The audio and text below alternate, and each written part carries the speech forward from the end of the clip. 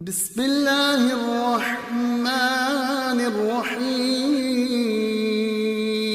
الحمد للہ رب العالمین والصلاة والسلام علی رسولہ الکریم اما بعد عن ثوبان رضی اللہ تعالی عنہ قال قال رسول اللہ صلی اللہ علیہ وسلم من عاد مریضا لم یزل فی خرفۃ الجنۃ حتی یرجع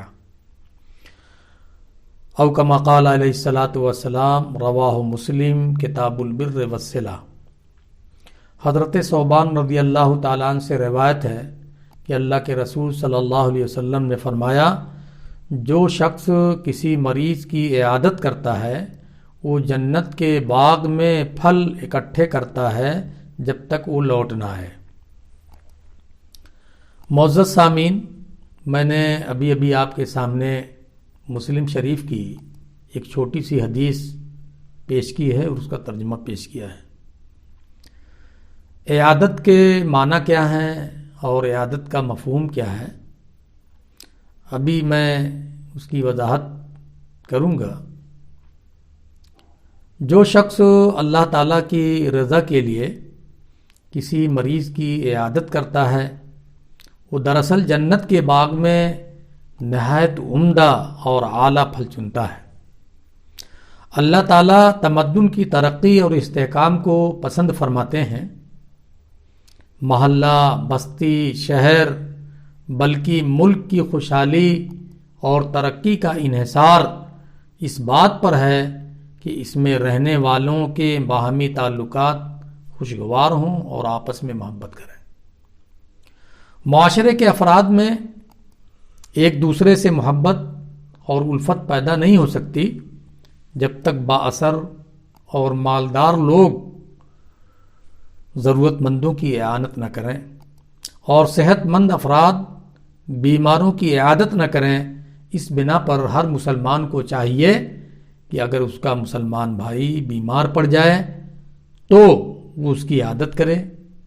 کسی بیمار کی عیادت کرنے کے معنی صرف یہ نہیں ہے کہ آدمی اس کے پاس جا کر اس کی بیماری کا حال معلوم کرے، بلکہ اس کی صحت کی دعا دے اور اس کی حوصلہ افزائی کرے اور اس کی تیمارداری میں دلچسپی لے اگر کوئی اور اس کی تیمارداری نہ کر رہا ہو۔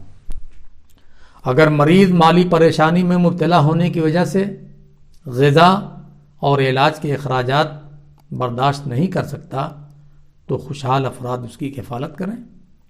اسلامی معاشرے میں کسی غریب اور نادار مریض کو علاج سے محروم نہیں رہنا چاہیے۔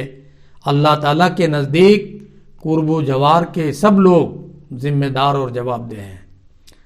اگر وہ ایک غریب بیمار کی تیمارداری سے غفلت برتیں اور اس کے علاج کے مصارف برداشت نہ کریں، چاہے اس کے دولت مند رشتہ دار ہوں یا ہمسائے اور پڑوسی کے لوگ ہوں۔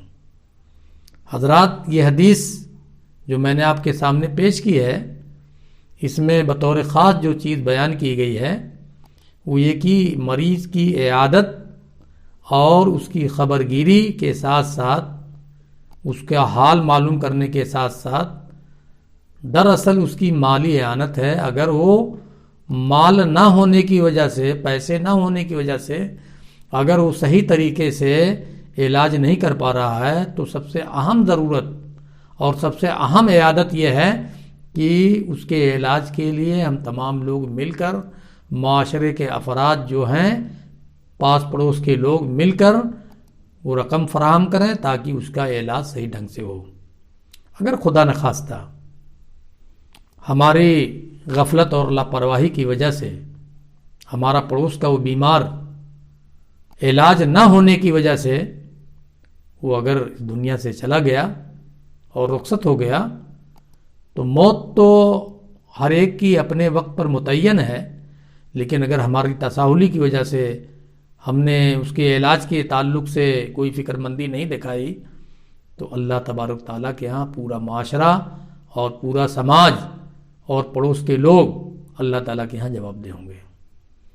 اس لیے بحیثیت مسلمان ہماری یہ ذمہ داری ہے کہ ہم جس سماج اور معاشرے میں رہتے ہیں، اگر ہمارے سماج اور معاشرے میں غریب، بیمار، نادار بیمار کمزور بیمار اگر ہے اور اس کے پاس ذرائع آمدنی نہیں ہے تو ہمیں اس کا انتظام کرنا چاہیے. اگر ہم خود نہ کر سکیں، ہمارے پاس نہیں ہے، تو ہمیں یہ چاہیے کہ ہمارے معاشرے میں جو خوشحال لوگ ہیں، جو سرمایہ دار لوگ ہیں، ان سے ہم ملیں اور ان کو آگاہ کریں، ان کو باخبر کریں تاکہ وہ اس کے علاج کے لیے رقم دے سکیں. یہ ہم تمام لوگوں کی ذمہ داری ہے. تو اس حدیث میں مریض کی عیادت کا جو مفہوم بیان کیا گیا ہے وہ ہم لوگ یہ سمجھتے ہیں کہ صرف اس کی حال چال معلوم کر لینا، اس کو دیکھ لینا، 10 منٹ اس کے ہاں بیٹھ جانا، وہ عیادت ہو گئی. نہیں، دراصل عیادت یہ ہے کہ ان ساری چیزوں کے ساتھ ساتھ مالی اعانت، اگر واقعی وہ محتاج ہے تو مالی اعانت کی ضرورت ہے. اس کا مالی تعاون کیا جائے، کسی ماہر طبیب کو دکھایا جائے اور علاج کے لیے جو جو چیزیں درکار ہیں وہ پوری کی جائے. دراصل اسی کا نام عیادت ہے. اللہ تعالی ہم تمام لوگوں کو عمل کرنے کی توفیق عطا فرمائے. وآخر دعوانا ان الحمدللہ رب العالمین.